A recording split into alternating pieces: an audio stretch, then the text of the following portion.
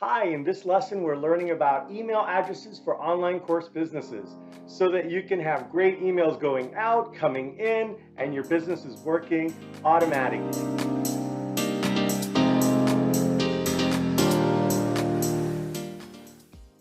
Hi, I'm Angel from Artsy Course Experts, and we help creative online course teachers with their tech. In this lesson, we're going to go over email addresses for online courses.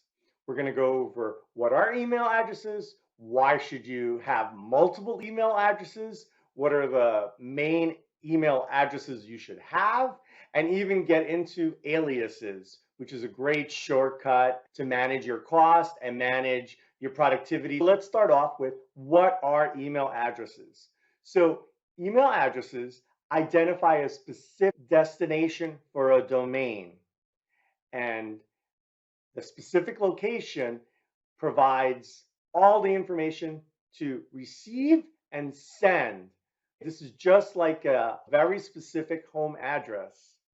Your domain is like your coursebusiness.com or .org, whatever it is that your domain. The email addresses are tied to your domain, just like a person might be connected with a house address. So those are email addresses, and that's the address. And then once we have the address, there's a mailbox for every single person.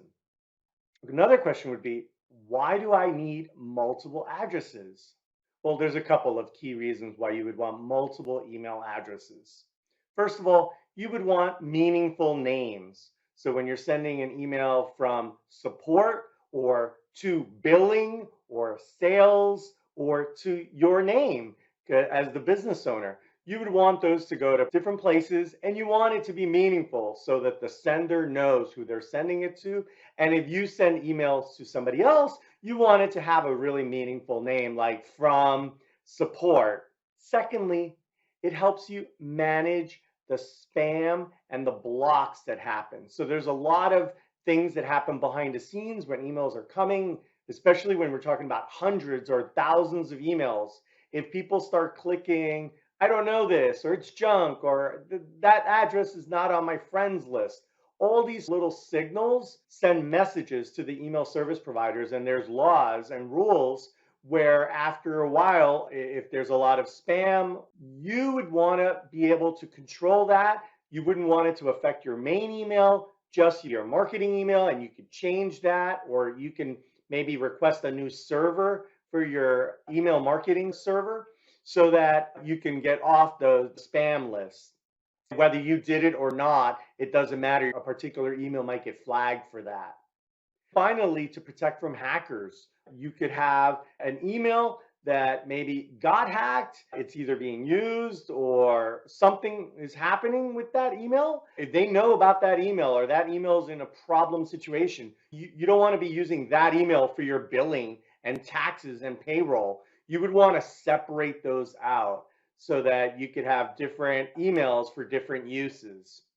And all those different reasons are why you, as a teacher, as a course business owner, community owner, you want several email addresses for your business. Let's go over some of the more common email address types. First of all, you're going to want an email address for your course, and it's going to be used for all new orders, welcome messages to your students, or even chat messages like, hey, the teacher responded to your message, here's the answer, or there was this really great update that happened in your community on a particular topic. You said you were interested, and here's an email update of everything that was discussed yesterday, or just notifying you. So there's a variety of emails related to your course, and you may want to have one or more addresses just for that. Next up is marketing. So this is where they may have opted in to something. So they visited your website, maybe they received a lead magnet or some resource, and they want to subscribe to your weekly email list. So they've subscribed there. That goes to potentially like a MailChimp or an Aweber or a ConvertKit. And that email that's being used on a regular basis, what is it? What's the name of it? Is it news at, or is it tips at, or something like that? So you would want to define what is your marketing email.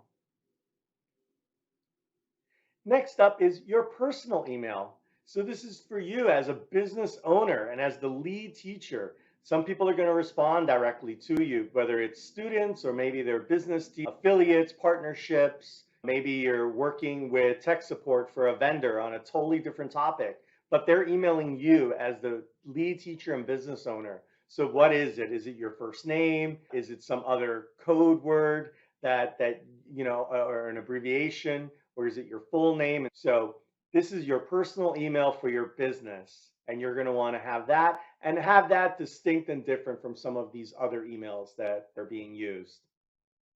Next up, you may have a team email. And so this is if you have several contractors or employees on your team and you want one inbox so that it's a notification to everybody. Maybe you're sending it to everybody, or maybe some other service is notifying the whole group about a topic.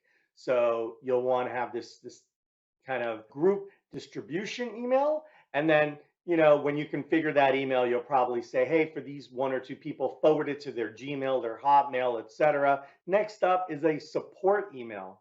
So this is how students might email you or contact you when they're struggling or unhappy. Okay, they may or may not have made it into the course system, where they did, but they've lost a password, they lost a user, it was on a different browser, mobile, their home computer, whatever. The point is they look up somewhere on help, or they looked up on some prior email and they found your support address and you want them to be able to contact you. And so that support will go to potentially a group of users, or in the beginning, just you. Either way, it's going to a support inbox that is then monitored and handled. And you may want that support at email or similar to be distinct and different than maybe the weekly email tips that come from the email marketing service. Next up is an administrator account. Behind the scenes, there's a bunch of technical official emails such as webmaster or hostmaster or postmaster. So there's these special technical administration emails. They're not probably going to go to your support team. They might let you know that your domain is about to expire. Do you want to renew it? Somebody tried to transfer your domain without your permission. All these sort of official emails need to go somewhere so that you can monitor them. Finally, you'll have a set of one or more emails that you use for your account stuff. So these are your private emails that you use to manage your learning management system, or maybe your social, or tools like Stripe or PayPal, etc. So you don't want to use your tips@businessname.com for PayPal, right? So you want to use some other email that you know about, and that's what you use to manage your platform, your vendors, your tools. Now let me talk about email aliases for a little bit. An alias is when you take one email inbox that you've created and you pay for on a monthly basis, and there's this one official inbox outbox, but you also let it work with a few other names. As an example, hello at could be the very same email as sales at, because probably the same person that's managing it, or it's the same intent. You can create one email box with hello at, and it also accepts emails that get sent to sales at, or crafting at, or photography at. All these emails get grouped together and they go to this one inbox. The outbound usually doesn't use the alias, it uses the official name of the email address. But nevertheless, it's really an efficient way to manage. If you're handling several emails, like in the case of the webmaster, hostmaster, postmaster, admin, they can all go to the same inbox. So that's what an email alias is. And they really let you use alternate names for specific mailboxes, and they're great for managing costs and managing productivity. So you have just these few well-known, highly managed mailboxes instead of having dozens of mailboxes that need to be monitored and interconnected.